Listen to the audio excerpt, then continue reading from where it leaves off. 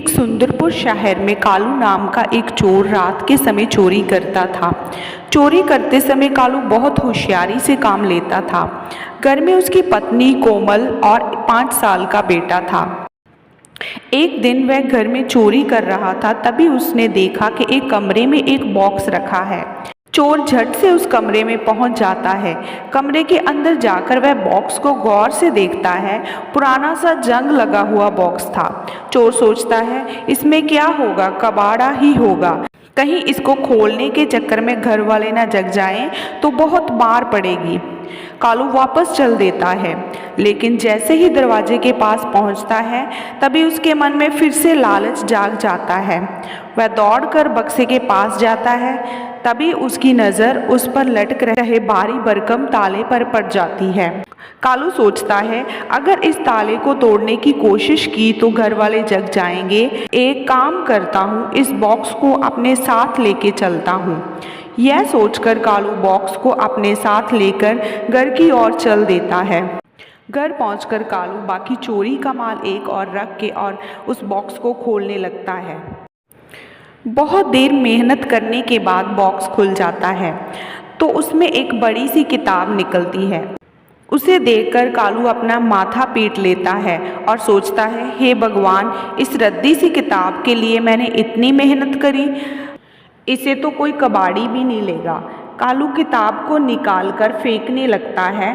वह सोचता है कि चलो संदूक और ताले को कबाड़ी को बेच देता हूँ। तभी वह देखता है किताब पर लिखा था, किस्मत बदलनी है तो इसे पढ़ो।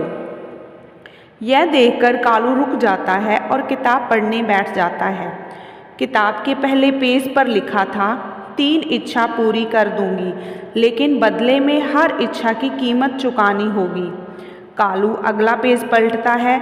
उस पर लिखा था, इस किताब को जहाँ से लाए हो वहीं रख आओ, नहीं तो बर्बाद हो जाओगे।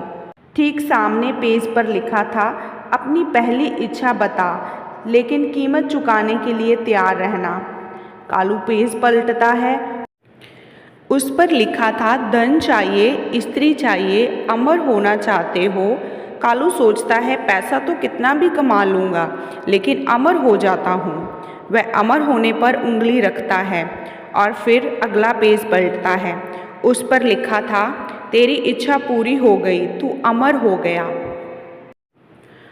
दूसरी इच्छा के लिए पेज पलट। धन चाहिए, राजपाट चाहिए, सुंदर स्त्री चाहिए। कालू धन मांग लेता है। वह धन पर उंगली रख देता है। फिर अगला पेज पलटता है। उस पर लिखा था, तेरा घर धन और दौलत से भर जाएगा। कालू बहुत खुश होता है। फिर वह तीसरे पेज को पलटता है। उस पर लिखा था, राजपाट चाहिए, सुंदर स्त्री चाहिए, तीनों इच्छों से पीछा छुड़ाना चाहते हो। कालू इस बार राजपाट पर उंगली रखता है। फिर वह अगला पेज पलटता है। उस पर लिखा था, तुझे कल राजगद्दी मिल जाएगी। अब कीमत चुकाने की बारी है। कीमत चुकाने के लिए अगला पेज पलट कालू जैसे ही अगला पेज पलटता है, उस पर लिखा था, मुझे तेरा बेटा चाहिए। यह पढ़कर कालू रोने लगता है। वो बोलता है, हे भगवान, जब मेरा बेटा ही नहीं रहेगा तो मैं अमर होकर क्या करूँगा। वह जल्दी से दूसरा पेज पलटता है। उस पर लिखा था, तेरी पत्नी चाहिए। यह पढ़कर कालू पागल सा हो जाता है। जब पत्नी और बेटा ही नहीं रहेंगे तो मैं अकेला क्या करूँगा। अब वह रोने लगता है और तीसरा पेज पलटता है। उस पर लिखा था, तेरे हाथ पैरों की शक्ति चाहिए। यह पढ़कर वह देखता है कि उसके हाथ और पैर काम नहीं कर रहे। अभी वो उठाना चाहता है लेकिन उठ नहीं रहे।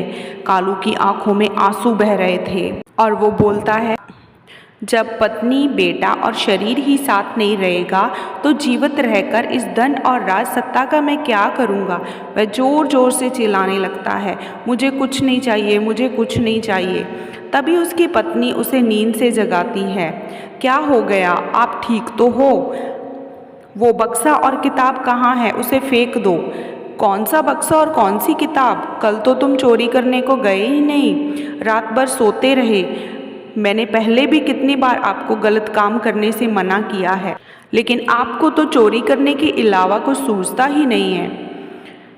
मैं अब चोरी नहीं करूँगा, मेहनत से पैसा कमाऊँगा, नहीं तो तुम दोनों को कोई छीन ना ले।